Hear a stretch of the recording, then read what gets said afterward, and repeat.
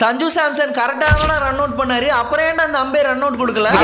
ஏன் தெரியுமா எப்படி? அதான் நானும் யோசிக்கிறேன். அப்படிங்கிற மாதிரி தான் நேத்து நடந்த ஏசியா கப் சூப்பர் 4 ரவுண்டான இந்தியா விசஸ் ஸ்ரீலங்கா மேட்சை பார்த்தா எல்லாருக்குமே தோணி இருக்கும். ஆக்சுவலா இந்த மேட்சை பொறுத்த வரைக்கும் இந்தியா ஃபர்ஸ்ட் பேட்டிங் ஆடி 202 ரன்ஸ் அடிக்க, திருப்பி ஸ்ரீலங்கா சேசிங்ல அதே 202 ரன்ஸ் அடிக்க மேட்ச் டிராவ் ஆகி சூப்பர் ஓவர் போனுச்சுங்க. அப்படி சூப்பர் ஓவர் போன இந்த மேட்ச்ல ஸ்ரீலங்கா ஃபர்ஸ்ட் பேட்டிங் ஆடிட்டு இருக்கும் போது ஸ்ரீலங்கா பிளேயரான தசான் சனகா நம்ம ஹர்ஷ்தீப் சிங் போட்ட ஒரு பால்ல பேட்டை விட அந்த பால் ஸ்ட்ரைட்டா பின்னாடி சஞ்சு சாம்சன் கைக்கு போயிருங்க. அப்படி போன அந்த பால்ல சனகா கிரீஸ விட்டு வெளில வந்து ரன் அவுட் ட்ரை பண்ணிருப்பாருங்க. அப்போ இத பார்த்த சஞ்சு சாம்சனும் அவரை ரன் அவுட் பண்ணிருவாருங்க. ஆனா இந்த கேப்ல நம்ம பவுலிங் போட்ட ஹர்ஷ்தீப் சிங் அம்பையர் கிட்ட காட் பிகைண்ட் அவுட்டுக்கு அப்பீல் பண்ணிருவாருங்க. அதாவது அந்த பால் வந்து சனகாவோட பேட்ல டிப் ஆகி பின்னாடி சஞ்சு சாம்சன் கேட்ச் புடிச்சிட்டாருன்னு அப்பீல் பண்ணிருப்பாருங்க. சோ இதனால அம்பையரும் இமிடியேட்டா அவுட்னு டிசிஷன் கொடுத்துருவாருங்க. ஆனா சனகா ரிவ்யூ எடுத்திருப்பாரு. பிறகு தேர்ட் அம்பையர் ரிவ்யூ பண்ணி பார்க்கும்போது அந்த பால் சனகாவோட பேட்லயே பட்டிருக்காதுங்க. சோ அதனால தேர்ட் அம்பையர் நாட் அவுட்னு அவங்களுடைய ஃபைனல் டிசிஷனும் கொடுத்துருவாங்க. ஹர்ஷ்தீப் சிங்